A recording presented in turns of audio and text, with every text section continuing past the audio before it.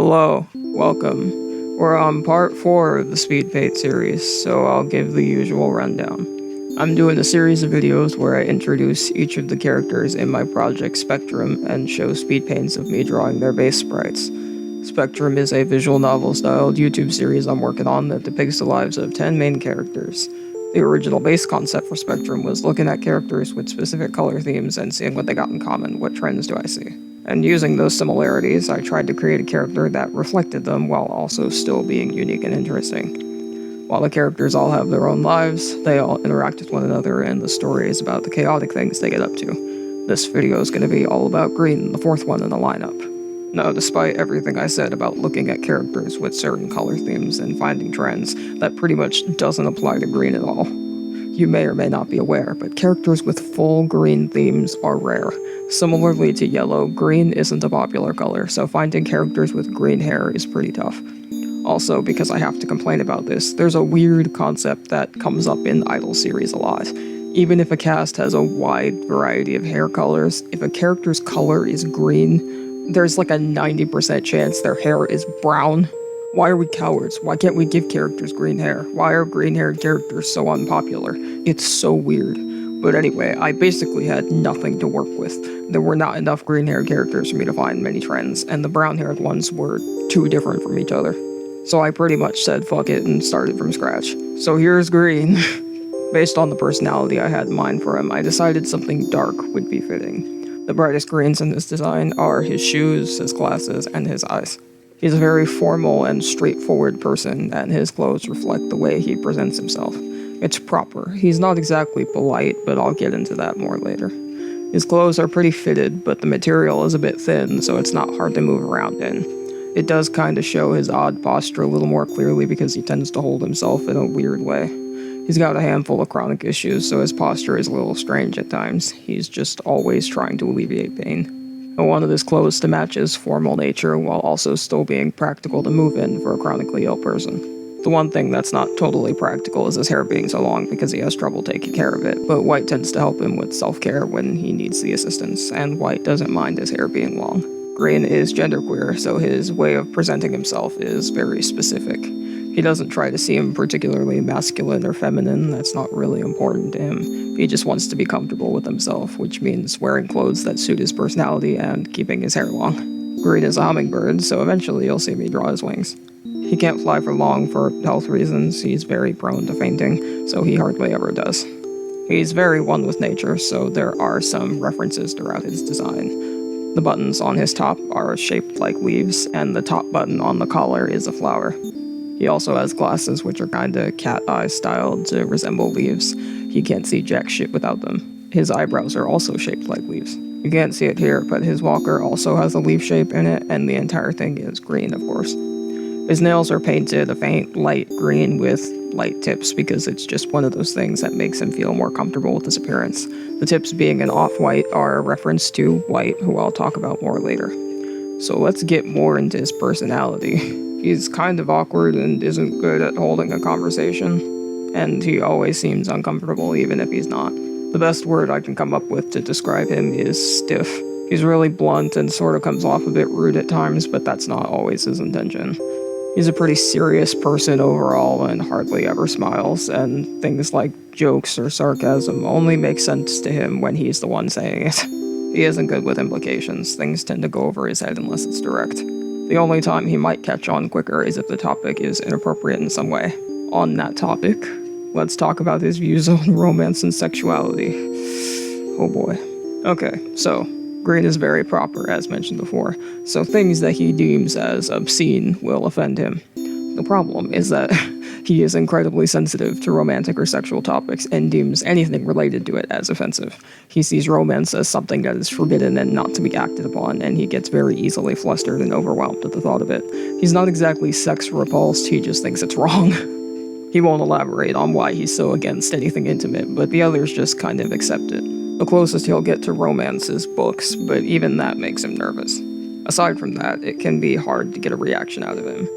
He has very peaceful hobbies, though his issues make it difficult for him to enjoy them in full. He's got an interest in cleaning and organizing things. He likes putting things where they're supposed to be and getting things nice and pretty. He likes to help White with his work when he can, because it's satisfying for him to get things into order. He needs help with cleaning because of how physically straining it is, but he does like to do it. He spends a lot of free time reading since he doesn't have to push himself to do it.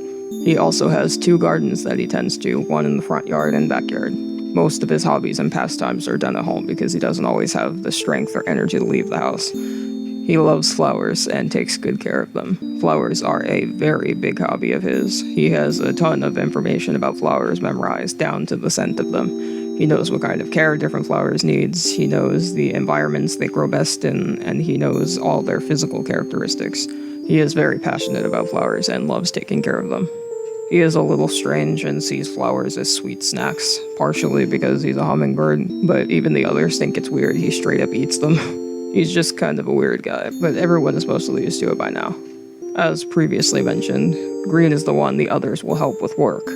What this means is Green's job allows him to get help from anywhere he can to do the more physical part of his job. He still takes care of the paperwork on his own, but sometimes he isn't in the physical condition to gather resources like he's supposed to. His job researches natural resources like flowers, trees, crystals, and other things that are potentially related to magic. Magic is very common in their world's environment. Green's job as a gatherer is to do just that. He gathers resources and writes reports regarding the characteristics of the things he collects. A lot of the resources he gathers are in the woods, which are not easy for him to navigate. So with permission from his bosses, he is allowed to ask for help with the gathering part of his job so long as he takes care of the reports. This is basically how the story comes together. The characters find the time to interact when they help Green with work, and that's when they get a lot of their time together. Everyone has a link with Green in some way, so they all step up to help him at some point or another. So how does he get along with everyone? Starting with White, because they live together, they are very close. White is his closest friend, but also his legal caregiver, so they get along well. They are very patient and polite with each other and are constantly looking out for one another.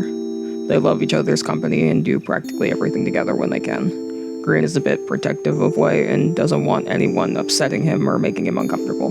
Now who could do that? Green's least favorite person, Red, of course. As mentioned in Red's video, he's a really playful guy that likes to tease people whenever he can. He goes out of his way to make suggestive comments just to be funny, and Green hates him for it. He thinks Red is a horrible influence and hates the inappropriate things he says and does. White doesn't usually mind it, but Green still tries to protect him anyway. Red, on the other hand, thinks Green's reactions to his nonsense is funny and cute, so he doesn't care that it pisses Green off. They are constantly arguing.